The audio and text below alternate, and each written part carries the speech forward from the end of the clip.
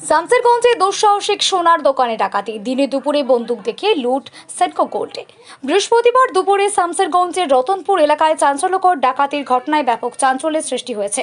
স্থানীয় সূত্রে জানা গিয়েছে, রতনপুরের সেনকো গোল্ডের শোরুমে আচমকায় হানা দেয় 6 জনের এক দুষ্কৃতী দল। প্রত্যেকেই সাদা পোশাকে ছিল এবং তাদের হাতে আগ্নেয়াস্ত্র ছিল বলে অভিযোগ।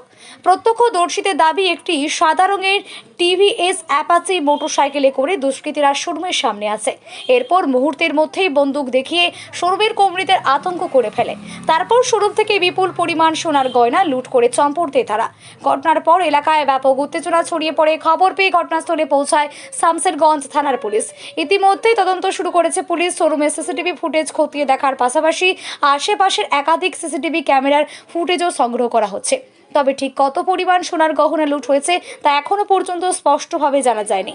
পুলিশের প্রাথমিক অনুমান, পরিকল্পনা করে এই দুঃসাহসিক ডাকাতির ঘটনা ঘটানো হয়েছে। দুষ্কৃতীদের খোঁজে তল্লাশি শুরু করেছে পুলিশ। এখন স্কুল থেকে বাড়ি আসার পথে সামনে গিয়ে যেতে গিয়ে আমি দেখি মানুষজন জোগাড় হয়ে গেছে।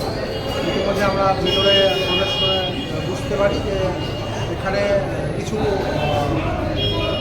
মানুষ যারা কাস্টমার রূপে এসে সেন্টার করে ভেতরে ঢোকার পরে তাদের হাতে আগ্নেয়াস্ত্র ছিল। আগ্নেয়াস্ত্র দেখিয়ে এখানে স্টাফদেরকে বাড়ি দেখিয়ে আমরা দেখলাম ভিতরে গিয়ে সমস্ত গহনাঘাটি সব কিছু যোগ করে নিয়ে তারা পালিয়েছে খুব অল্প সময়ের মধ্যে।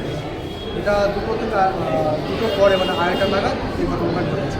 দিন দুপুরে এভাবে একটা এত বড় জনবহুল এলাকাতে কীভাবে এত বড় একটা পুরো প্রোটেকশন দিয়ে ঘেরা সেগুলো এত বড় একটা জায়গা থেকে যদি এভাবে